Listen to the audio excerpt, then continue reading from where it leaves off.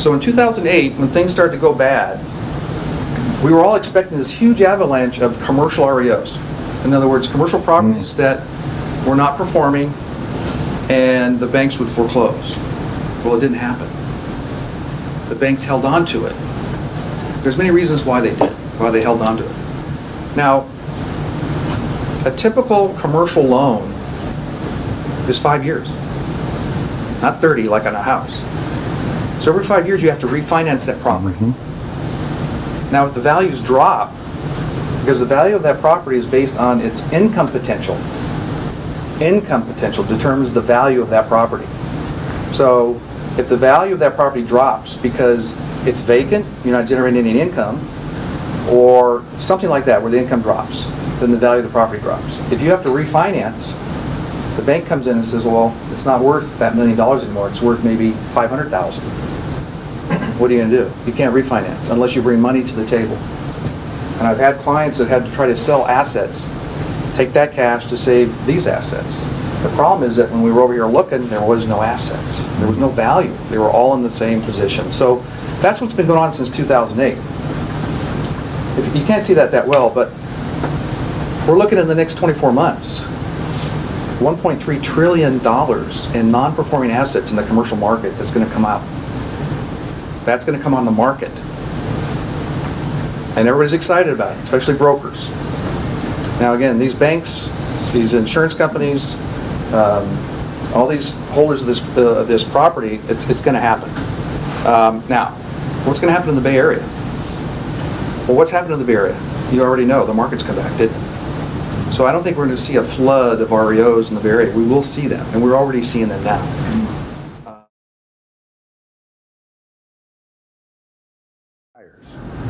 The first thing I do, if they want me to start showing them properties, now some buyers I'll give them a little tease and give them a few things to look at.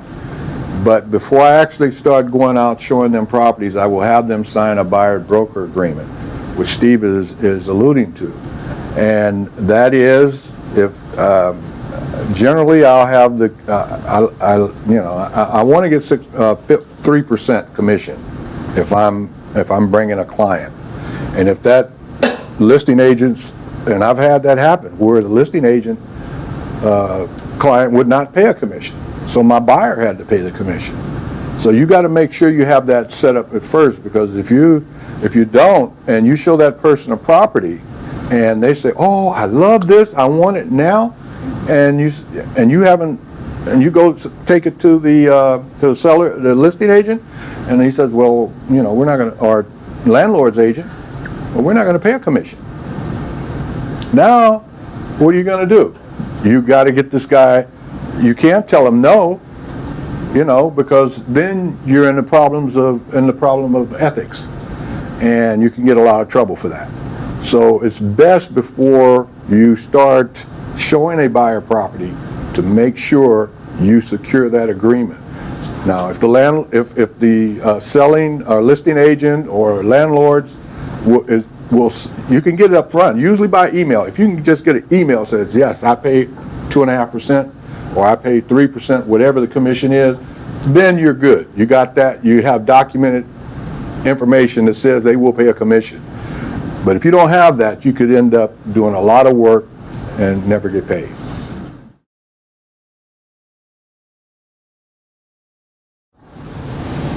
Employee innovation and productivity has increased because of the campus theme. Also, less private space. In other words, you can probably get away with that 100 square foot because they're utilizing social space. I thought this was interesting. That's why I brought the slide in. So what they're doing is they're making these social spaces where they have pool tables, ping pong tables, there's a Starbucks, there's a barbershop, there's a salon. They're making these spaces because what they found is that the engineers and the people that innovate and come up with ideas actually do better in a social environment outside of their office. They don't want them to go home. They want them in the office, and they want them collaborating with the people that are there, but in a social environment. So that's why you see Google and Facebook having these, at some point I thought it was bizarre stuff. Well, hey, everyone all work there, right? Well, there's a reason for it. They increase productivity.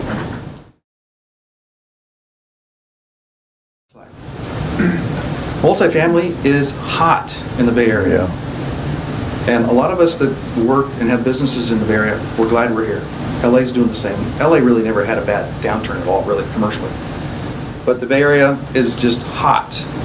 I mean, usually I'm talking about cap rates, and you probably may or may not know what a cap rate is, but let me give you an example, because cap rates, you're going to hear a lot in the commercial business. And it's just a number, really. That's all you have to think. It's just a number. So a cap rate. So I wanted to buy a property with a cap rate of 8%. Well, the cap rates in San Francisco may be 2 or 3. And it's coming down the peninsula. In fact, multifamily definitely is in the 4 caps. Detroit is 25 caps, or a cap rate of 25. That just means the risk of the investment, and typically the cap rate is your return on that investment on an annual basis without financing. Not to get into too much detail, but so if you're around commercial, you're going to hear cap rates all the time, possibly. Maybe not so much in the when you're designing and architectural, but you may.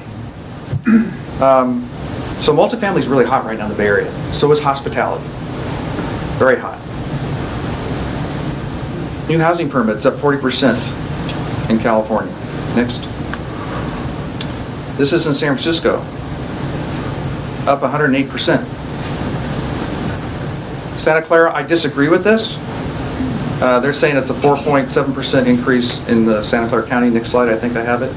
So again, Larry Stone of the Santa Clara County Tax Assessor's Office, and he's been there for decades.